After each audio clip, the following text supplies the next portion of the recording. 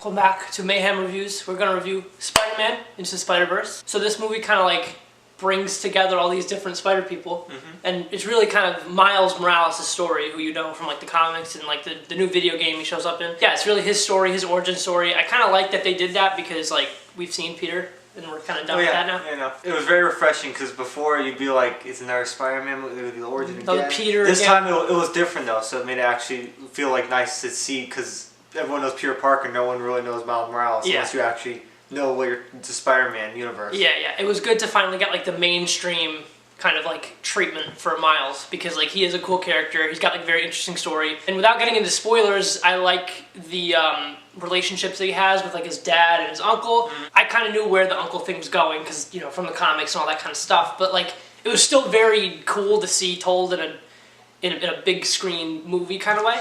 And then the way they managed to make, because on paper this movie seems like a mess. Oh yeah, like it really does. Like but they make it work so well in the movie with like all the Spider people coming together from this like dimension like crashing machine. Kingpin uses it, who is amazing, and he was trying to. I guess I shouldn't really give away why he's trying to use it because I guess it's kind of a spoiler.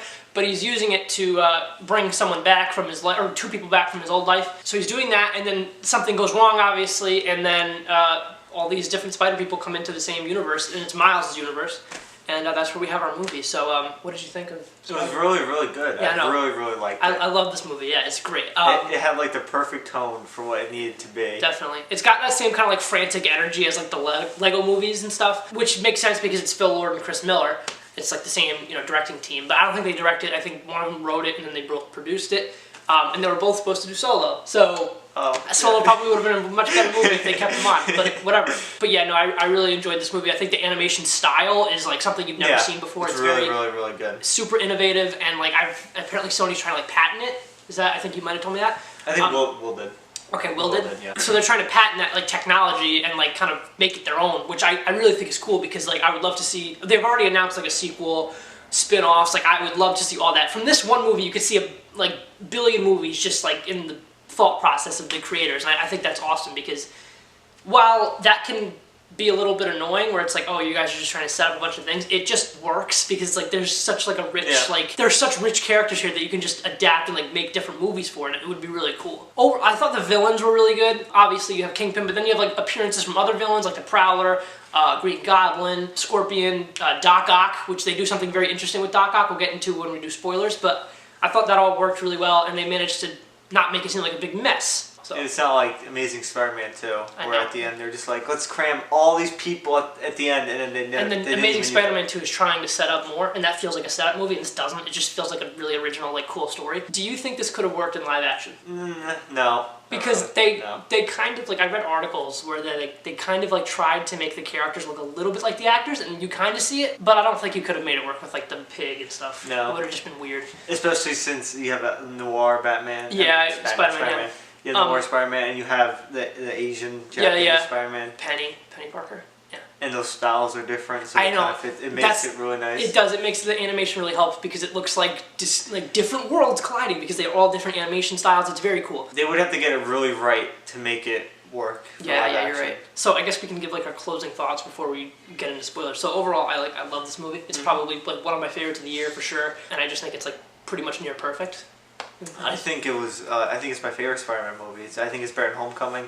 I think it works on its own without any help from any other like Avengers. Even though Homecoming is still very good, you have a lot of interaction with Tony Stark and the Avengers and him. And I think this is just like a perfect its own little capsule where it's just like really good on its own and it uses its own lore. And I think it was just an amazing Spider-Man movie. Yeah, I agree. So, some spoilers. The Prowler is his uncle, Uncle Aaron. Prowler's really cool. I think he's like this Batman type of character where he's just like chasing after Miles. He's a very cool character. And obviously, I leaned over to you on like his uncle as Prowler in the comics. I don't know if they're gonna do that with this movie, but it would be cool. And then they do it, and you're like, oh my god, this is awesome. It would seem like it was supposed to be like Homecoming, kind of like the same kind of reaction. There's always kind of like the big twist in like the Spider-Man movie, and I'm sure we're gonna get one with Far From Home. I'm sure. And then like this one, it's that. But I didn't really love, this is like the one thing in the movie that I'm like, oh, you guys could have gone a different direction with this and it would have been much more interesting, but it's fine because it's still a great movie.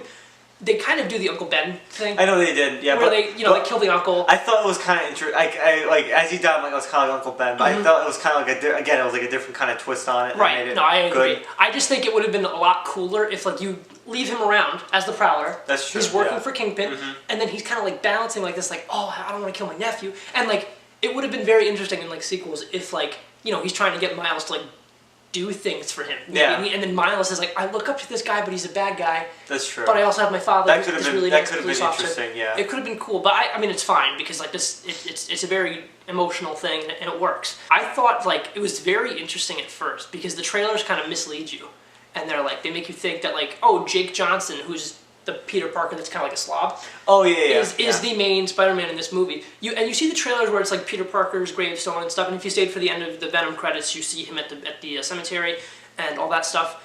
And I didn't know exactly what they were gonna do, but at first there's like a different voice for the Spider-Man, and it's Chris Pine from Wonder Woman, and I'm like, oh, like what the hell's going on? And then he's blonde, and I'm like, oh, this is a different, like, he's gonna die right now. And then Kingpin kills him, obviously. And then I just thought that was really interesting because it's like, oh, it's like a different universe. And then you get, like, the slob Peter. It's just very interesting how, like, some things align and then, like, other things play out differently. But it's the same story, but they just play differently. Like, for him, like, you see him much older and he's moved on with Mary Jane. Yeah, Aunt May died. He still loves her, but, like, he can't he can't muster up the energy to do it. At the end, he goes back to the universe and he eventually does knock on her door. And then it just kind of, that's it. But it's nice. I also thought this movie was just, like, hilarious. Like, there were so many jokes that just worked so well. Especially Kingpin. Kingpin is this big block thing, and it's amazing. It's so good. He's so big. And that can't work in live action because that's ridiculous.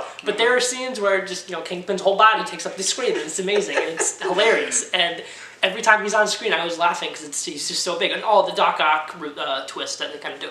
In Miles' universe, Doc Ock is a female. I thought that was really cool. They didn't just like gender bend it just because. Like it actually worked well with like the different dimension. And then you know Peter's always like, oh, let me guess. Like your friends call you Doc Ock. He's like, no, my friends call me Liz, but my enemies call me Doc Ock. Or Liv, whatever. Yeah. And then I love that. And then you know obviously it's like he recognizes it because of the arms, and he's like, oh, so this is the Doc Ock for this universe. It's very interesting. The after credit scene. We got to mention that. Oh yeah. So Spider-Man 2099 shows up, and I'm not very familiar with the character. I know he's like a time-traveling Spider-Man. And then they just make fun of that meme where he's like pointing. Yeah. And it was hilarious. It was really good. And I think we can end it with this because this is like a good ending. The Stan Lee cameo was very sad. Yeah, it was really, really sad. It's just so bittersweet. Because it was so out of nowhere and unexpected. Yeah. He just passed. It was really sad. And it's crazy how like they didn't plan that. Like that scene was obviously shot and everything before he passed away, but then it just stings that much more when it happens, and you're like, oh damn it, like this sucks because you just Spider-Man's like his most like famous character, and he's like, oh yeah, he was a good friend of mine, and then he dies in this universe, and you're like, shit, like that sucks. Yeah. So Spider-Man Into the Spider-Verse, have you guys seen it? What did you think about it? Let us know in the comments. Yeah, we loved it. It was great. And stay tuned for like our top 10 lists for the year, and the Aquaman review obviously coming up next. And yeah, thanks for watching. See you guys next time.